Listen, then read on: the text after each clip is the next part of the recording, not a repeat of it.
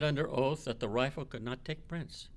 And another, a bureau expert in a court case, stated the metal was so cheap and porous, so irregular and poor, it could not take a print. Bizarrely, there were 4 official photographs taken of the assassination, of the boxes on the 6th floor. Of those 4, they're all equally valid as evidence. However, the Warren Commission finally selected one to fit their scenario. But we know from examination of the police photographer Studebaker that the boxes had all been moved before they took the photographs. But more than that, in one photograph, he actually snapped his own knee. And additionally, later scientific examination of the bag by FBI forensic experts showed that it had never held the rifle, not at all. And in the Warren Commission, there's a marvelous photograph. It shows the area where the bag was found. It's blank, and they had taken a pencil and dotted in the area where the bag was allegedly found. Now, then fingerprint evidence was also involved here, and one of the Dallas police detectives picked up that bag and held it in his hands. There's a photograph of it. At the laboratory, they checked it for fingerprints, and the detective's print isn't found. Only Lee Harvey Oswald's one print, and he worked on the 6th floor, so it means nothing forensically. But more than that, they had a select worker appointed to look at anyone who came into the Texas School Book Depository. He came to work about 7 o'clock and watched every worker come in. And he testified under oath that Oswald entered empty-handed. He didn't carry a bag into the Texas School Book Depository. But what they leave out, of course, is his testimony in terms of the bag, but also they didn't search the adjacent shed. And that's where the workers left their extra clothing and bags and so forth. And in that, they found curtain rods. And those curtain rods are now were found 2 or 3 weeks later. And Oswald's room needed curtain rods. And it seems that 100% of the evidence shows that Lee Harvey Oswald did not, in fact, carry that rifle into the Texas School Book Depository. Police charged that after the murder, Lee Harvey Oswald fled from his room, which was about a mile away from the depository. His housekeeper stated that at 1:03 or 1:04, he came in at 1 o'clock, and at 1:03 and 1:04, she saw him outside, standing at the bus stop right outside the rooming house.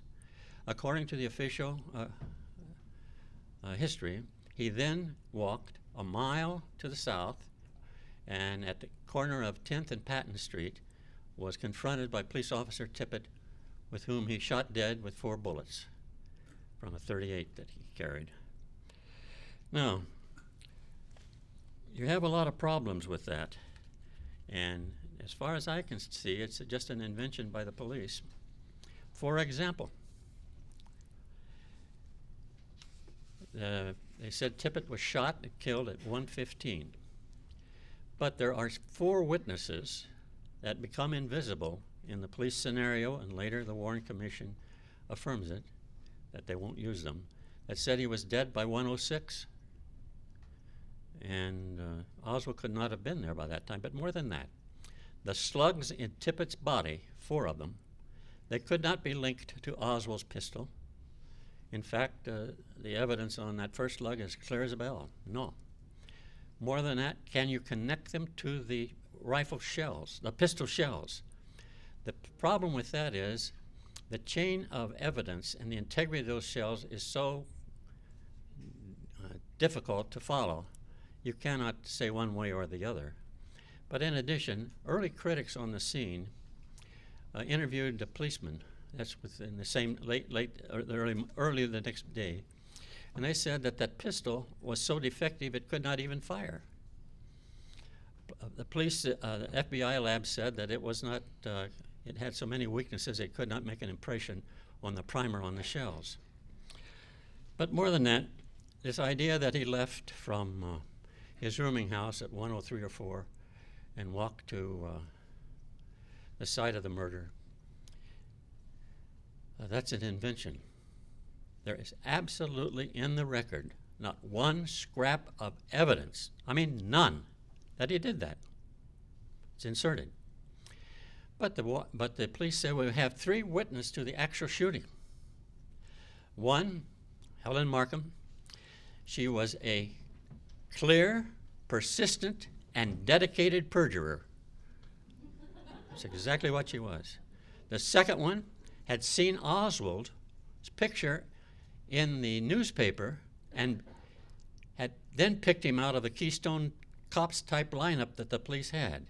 They had 3 men, young men, in dress suits and ties, standing side by side.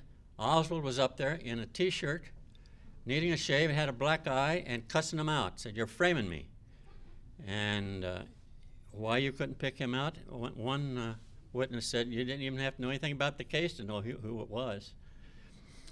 And so it goes. And the third witness they had said he couldn't identify the person. Those are your 3 witnesses. Maybe we got about a minute. That really? Oh, no. Oh, right.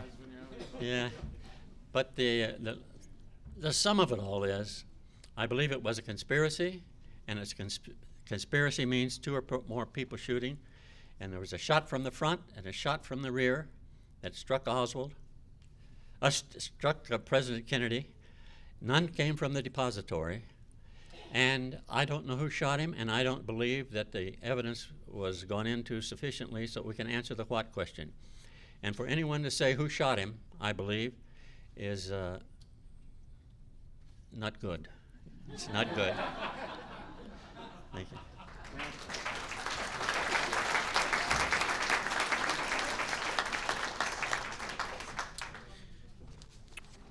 Our 4th and final speaker till we open it up, and I know listening to these, you just get more and more questions, and hopefully we'll have time to really have at it here after Max Holland, who is one of our nation's top journalists and an author, editor of Washington Decoded, which is an online publication. He's a 1972 graduate of Antioch College and a contributing editor to The Nation and the Wilson Quarterly. He's written many books. One of the most recent ones is Leak, Why Mark Felt Became a Deep Throat. Also recently has done a book called Blind Over Cuba, The Photo Gap in the Missile Crisis. He's in the program as being the lead producer for the National Geographic Channel's documentary JFK, The Lost Bullet, and he's editor of the Kennedy Assassination tapes. And he's currently working on a narrative on the history of the Warren Commission out next year for the 50th anniversary by Alfred Knopf. Max Holland.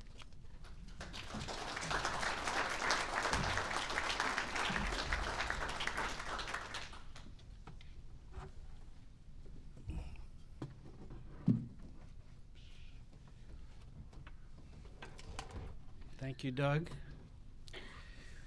I wouldn't blame you all if you're thoroughly confused by now. Before I begin, I'd like to thank James Giglio for organizing this panel. He's very persuasive, and it's hard to say no to him. I want to start by saying I am the dissident here because, despite David Kaiser's modesty, he is a high priest in the Church of the Conspiracy. I often say I'm the skunk at the garden party because I've done this before, including with 2 of these gentlemen. I'm a defender of the essential accuracy and integrity of the Warren Report. I don't believe it was perfect or flawless, but sometimes I use the expression gewgaw, good enough for government work. I don't believe, as the gentlemen here do, that, as David believes, Oswald killed JFK, but in fact he was going to kill Castro, but that didn't succeed, so he decided to kill Kennedy instead. And behind him was a huge, clanking conspiracy involving dozens, if not hundreds, of people. I don't believe, like David Rohn, that more than 3 shots were fired and that Oswald fired none of them. I don't believe, like Gerald McKnight puts forward, that the single bullet conclusion was a fabrication, that the Warren Commission was engaged in propagating an official truth, or really an untruth. And I don't even agree with the moderator, Douglas Brinkley, who has blurbed these books and called David Rohn's a brilliant dissection of the Zapruder film, and Gerald McKnight's book as shattering certain fundamental assumptions, and that the Warren Commission was engaged in gross delinquencies. Now, when I do these panels, I invariably have a problem. Do you respond to every serious and nonsensical statement that's been made about the assassination? My feeling is if you do, you're playing to their tempo, kind of like a basketball game. Who sets the tempo? If you respond to everything that was raised, I believe you're lost before you get started, because there's so much nonsense thrown at you, you wouldn't even know which end is up. The fact is, we live in an age of factual trusteeship. In other words, who of you, among you has the time to spend reading 888 pages of the Warren Report, plus the 26 supplemental volumes that constitute the real Warren Report? I dare say maybe one, if that. So you have to trust what's said by us, but I say up is up and they say up is down. So what are you going to believe? My solution is to pick one problem faced by the Warren Commission, a major problem, the exact shooting sequence, to show you how they were both right and wrong at the same time. And if you can understand that, then you can use that tool to also think about the other things that the Warren Commission did and perhaps fell short on explaining. Now, the first conception of the shooting sequence was offered by Governor John Connally from a hospital bed in Dallas. He was there, so he certainly should have known what happened. He was, of course, injured, wounded, almost to the point of death. At the same time, President Kennedy was killed. He offered these observations from his hospital bed, I think about 10 days after the assassination. They were shown on national television during an exclusive interview. They were very persuasive. His explanation was, he heard a shot. He immediately recognized it as a rifle shot. He started to turn to see what had happened to the president, because he immediately thought of an assassination attempt. As he turned, he was shot. Now here you see President Kennedy already reaching for his throat. He's been shot. You're going to see Governor Connally wounded. He said by the second shot, very soon afterwards, he slumps back against his wife. And then the third shot sounds, and President Kennedy, of course, is hit in the head. I won't dwell on that very gruesome picture. The FBI, when it submitted its report to the newly formed Warren Commission in December 1963, essentially bought Connally's reconstruction of events. One shot hit the president, the next shot hit Governor Connally, the third shot fatally hit President Kennedy in the head. Now, when the Warren Commission started its work, they too read the FBI report, and for a couple weeks they believed it. Then they realized that there was a problem. The problem is you cannot work the bolt on the Mannlicher Carcano rifle that Oswald used fast enough to get 2 shots off in the space of time defined by the Zapruder film. In other words, Oswald could not have fired a shot that hit President Kennedy and then worked the rifle fast enough to hit Governor Connally. So what's the solution? Well, either there were two shooters who shot them independently, which would mean a conspiracy, or that bullet went through both men. So when the Warren Commission restaged the assassination in May 1964, they were either going to prove one bullet hit both men or that there had been two shooters. As it turned out, they decided one bullet hit both men. Now here's a rudimentary representation of that. And of course, when you think about it,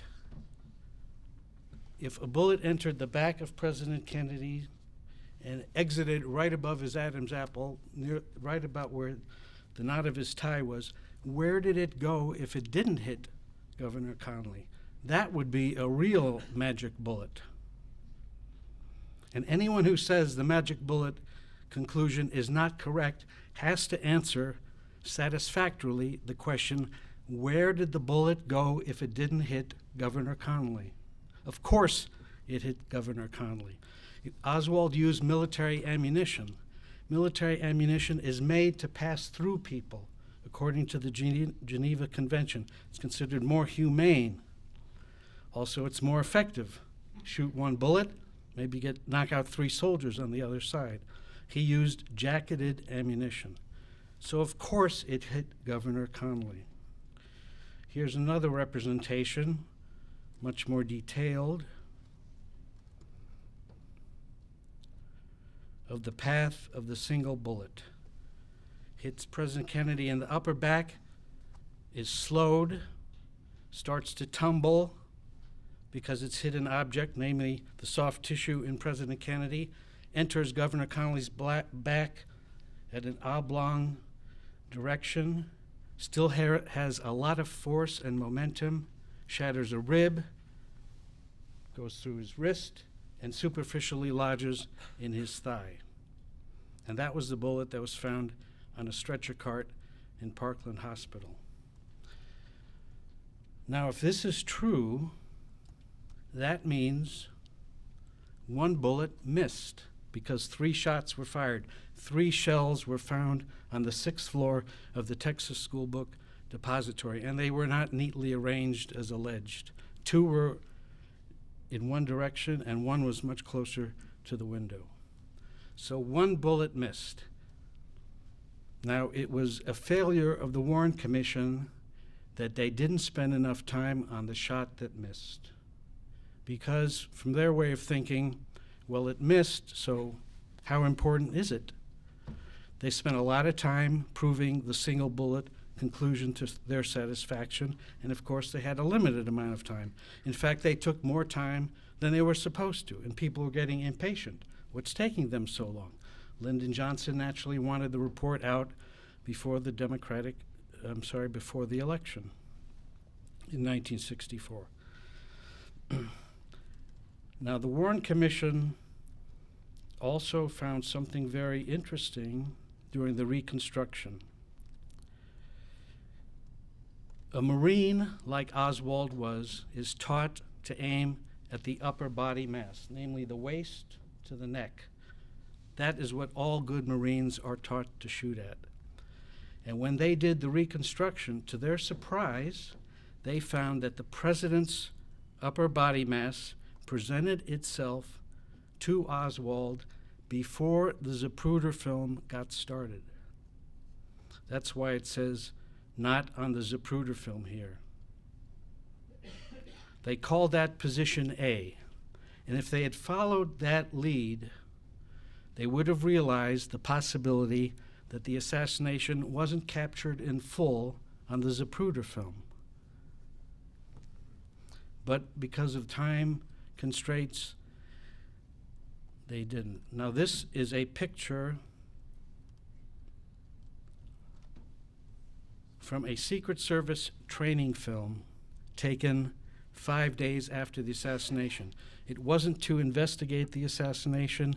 It was simply to show agents as quickly as possible what had happened in order to prevent it from happening again very soon.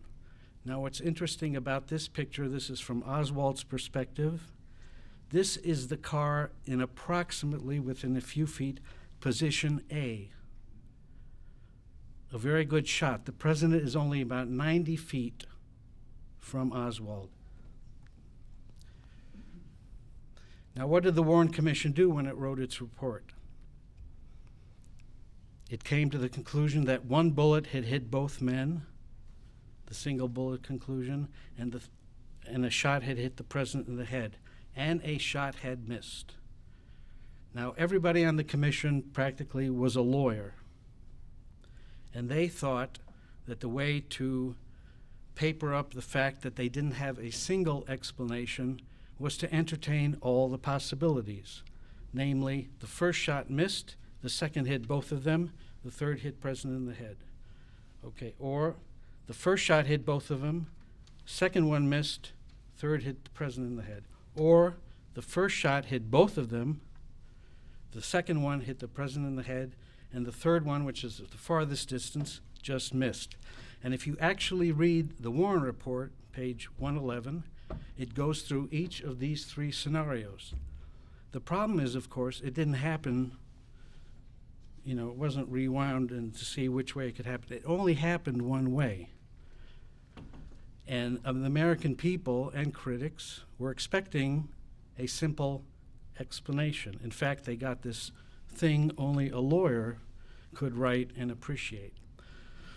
Now, as it turns out, the last scenario, that the third shot was the one that missed because it was farthest away, was not true, because most people stated that the third shot was the one that hit the president in the head. So although that was the most natural scenario, it didn't wash. The second scenario, the first shot hit both of them, the second missed because he was firing so quickly, and the third hit the president in the head, was put forward by the commission, and they said, this is possible. We're not saying it happened this way, but it is possible to get off 3 shots in approximately 6 seconds. And this is, to their everlasting consternation, this is where the myth of 3 shots in 6 seconds came about. Now, the Warren Commission didn't say it happened that way. They just said it was possible. Well, the fact is, it was very, very hard to replicate. The best marksman had a very difficult time firing that rifle 3 times in 6 seconds and hitting the target twice. But there was also the first scenario, that the first shot missed.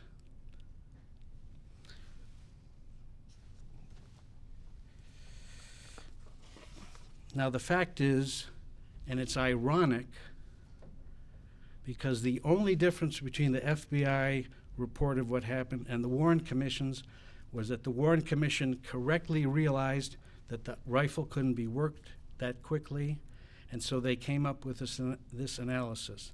And they're ridiculed for it. This became the point of the biggest one of the biggest points of contention, the so-called magic bullet. And in fact, if they hadn't come up with this explanation, they would have deserved the condemnation and disrepute that they've fallen into.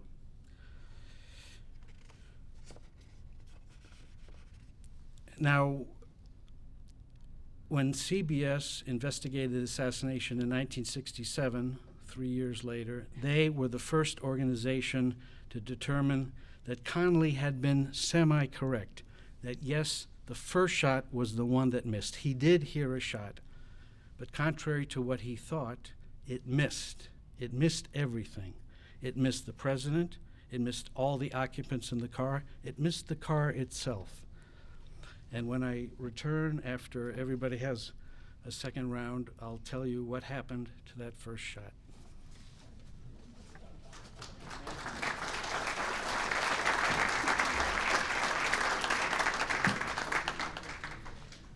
Thank you, Max.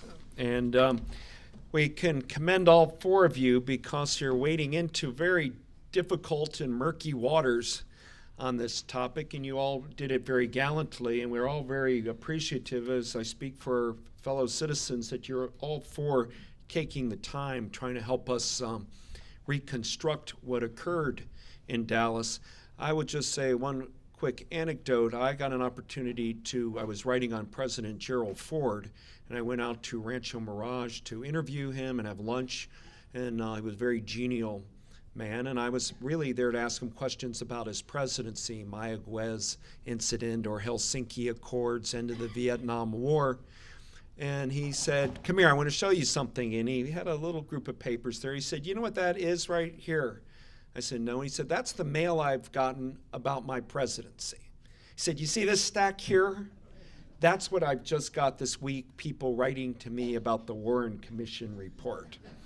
And he said, "That's what people want to know from me. You're a rare bird asking questions about history." We are all endlessly fascinated with what happened in Dallas, and it's only human nature to want to find answers. John F. Kennedy, when he went to my university, Rice, 50 years ago, almost to the day, went to September 12th, so we're close here, the same month, he said, "We go to the moon because it's there, and it's part of human nature to want to go to the moon." Well, we want answers as humans, too, about what happened at Dallas, and that all four of you are foot soldiers in this regard, and we thank you. Now, we're running a little tight on time, mainly with that keen focus of getting audience participation. So we're going to bring each person back to do two things. Right off the bat, let us know, do you think Oswald killed Kennedy or not? And secondly, to refute information put out here or to take on one of your colleagues on what you think they may be misunderstanding or misleading us. And we begin with Professor McKnight. If you could come up, use the microphones because this is being recorded for C-SPAN and other local media outfits.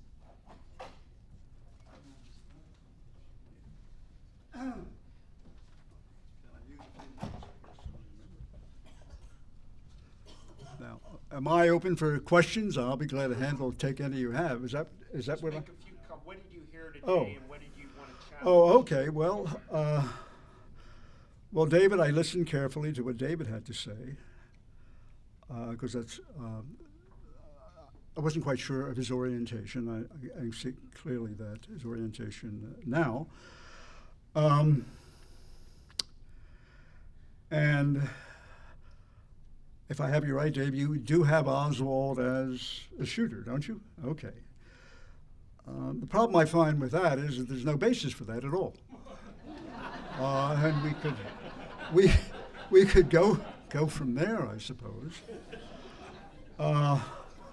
Look, Dave has his thing, and he's done a lot of research. I know he's been down to D.C., National Archives doing research down there. But he doesn't bring in any of the evidence, the physical evidence, the autopsy.